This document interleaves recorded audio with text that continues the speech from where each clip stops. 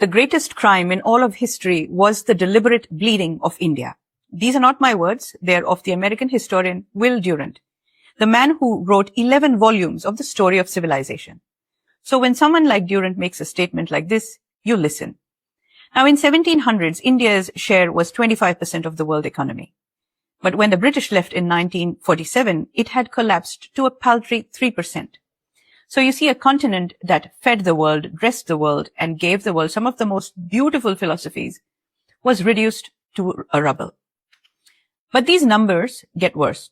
Between 1765 and 1938, Britain extracted $45 trillion from India. That's in today's money, not rupees. 45 trillion. To put that in perspective, the entire wealth of the United States right now is about 60 trillion.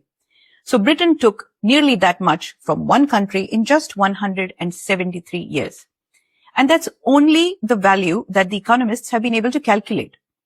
This does not include the textiles and the legacies that were destroyed, the knowledge that has been erased, the stolen intellectual property, and the irreparable losses that simply cannot be measured.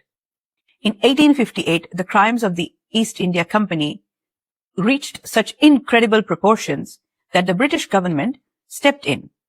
But you know what? They did not punish this theft. They legalized it. They took the plundered territories and called it a crown colony. And then came the final theft. British government paid compensation to the East India Company for what they had stolen. Now here's where the crime deepens. They added that compensation payment to India's public debt. So India had to pay Britain for the privilege of being robbed. Think about that for a minute. The taxes pulled from your and my ancestors were used to pay for the conquest of the very lands we lived on. Every rupee taken was counted as debt. The exploitation was written in the rules, and he talks about the plight of Hindus throughout his writing. And if you're wondering why I'm calling it Hindu, it's because Durant calls it so. You see, Will Durant went to India to study history, but what he found changed everything for him. He saw nearly 1/5 of the entire human race suffering poverty and oppression worse than anywhere on the earth. And he realized that the bleeding had not happened all at once.